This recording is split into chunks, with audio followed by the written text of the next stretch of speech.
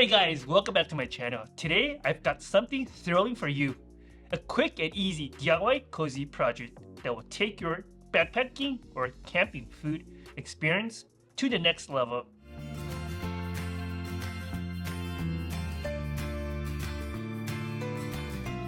Welcome back to my channel. I'm Edward. I am a passionate hiker, backpacker, and outdoor gear reviewer.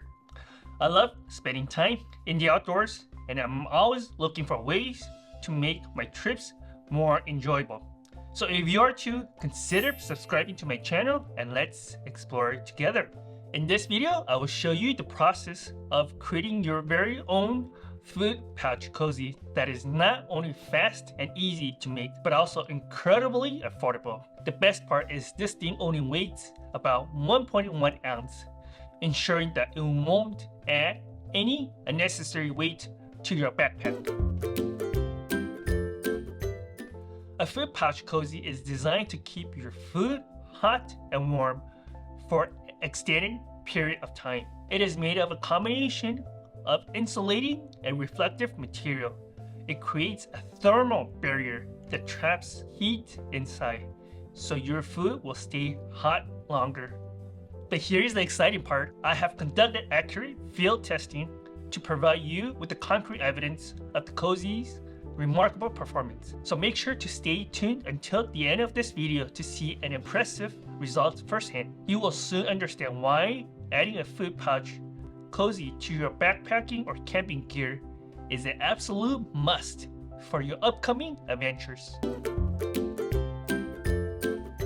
This DIY project exclusively fits any off-the-shelf backpacking food pouches such as the Mountain House, the Backpacker's Pantry, or any other beloved brands, as long as the food pouches fits within the size of this thermal bubble mailer.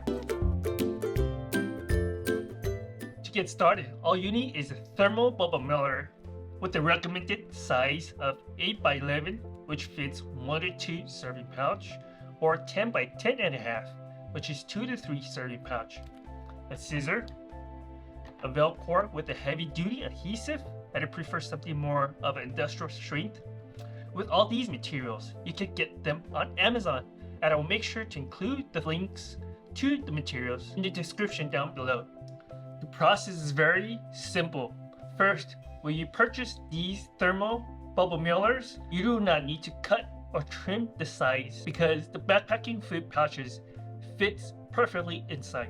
And I will not even bother trim the top shorter because I do want to be able to use multiple backpacking food pouches. Then you add a strip of Velcro to the top of the thermal bubble mailer pouch flap. Because the type of Velcro I purchased is 2 by 4, so it seems a little too big. Personally, I like to cut the Velcro into 3 small strips to fit that pouch. However, the number of strips you choose is entirely up to you, and you can opt for 1 single long strip or divide it into 2 or 3 smaller strips and leaving some space between each strip. Begin by peeling off the adhesive backing from the Velcro strip. Carefully place it onto the flap of the thermal bubble mailer. Whether it's the loop or hook side of the Velcro, it doesn't really matter which side you start with. Once the Velcro strip is firmly in place, it is time to establish the folding line for your Koozie. Measure approximately about 2 inches down from the top of the pouch. This measure point will serve as a reference for folding the flap. Then you peel off the adhesive backing from the opposite Velcro strip and fold the flap along the measure line. Securely stick the Velcro strip to hold the fold in place. And just like that, you just have created your own Koozie. It is time to put this Koozie to the test. Last winter, I went on a camping trip in the eastern Sierra Nevada to conduct a test on a Koozie. The weather at that time was quite cold, with the temperature hovering around 50 degrees Fahrenheit. Intrigued by the Koozie insulation claim, I decided to put to the test. To conduct the experiment, I gathered 2 empty backpacking pouches without food and tested the temperature of the hot water after 10 minutes. So what I'm going to do is I'm going to boil the hot water first and pour the same amount of hot water into each pouch, with one pouch placed outside in a chilly environment and the other nested snugly inside the koozie. Since there's some hot water remaining, I decided to put it on my camping cup as well to test the temperature of the water without a lid.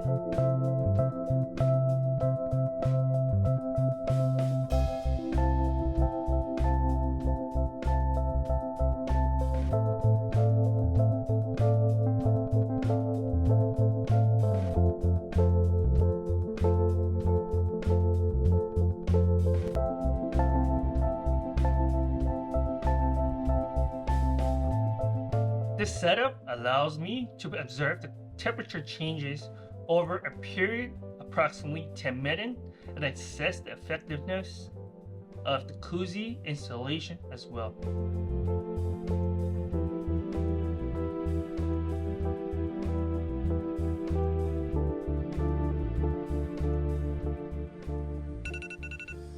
Alright, 10 minutes up. You can see that the camping cup hot water dropped fast. The water temperature is around 100 degrees. Now, I'm eagerly checked the temperature of both pouches. To my surprise, the thermometer indicates that the external temperature is still at 50 degrees Fahrenheit, reflecting the chilly ambient weather. However, the pouches without the Koozie exhibit about 110 degrees Fahrenheit, which is significantly higher than the camping cup water. Meanwhile, the pouches inside the Koozie is showing about 120 degrees Fahrenheit, which showcases that the Koozie's ability to retain heat effectively. This experiment served as a valuable testament to the Koozie's installation capabilities. Overall, based on the result of this test, I was impressed with the Koozie's installation capability despite the cold weather, and it successfully maintained the hot water at a noticeably higher temperature compared to pouch left exposed to the cold and the water in the camp cup. It highlighted the Koozie's ability to provide additional layer of thermal protection, ensuring the food within stays warmer for longer. What that means, you will not need to worry about reheating your food or using more gas canisters. Here it is, the ultimate backpacking pouch Koozie. This DIY is not only a compact, lightweight, and easy project, but also keeps your food hot or warm during those chilly weather. It is a perfect companion for hikers, campers, travelers, or any thrilling expedition. With this Koozie, you can savor hot and comforting meals, no matter where your adventure takes you. It elevates your outdoor food experience. If you enjoyed this DIY tutorial, don't forget to give this video a thumbs up and share this video with your outdoor enthusiasts, friends, or families. Leave the comments below on what other DIY tutorial I should do next time. And if you're interested in more amazing gear review and a fantastic outdoor adventure tips, make sure to subscribe to my channel. Until next time, I see you on the trail. Happy adventuring!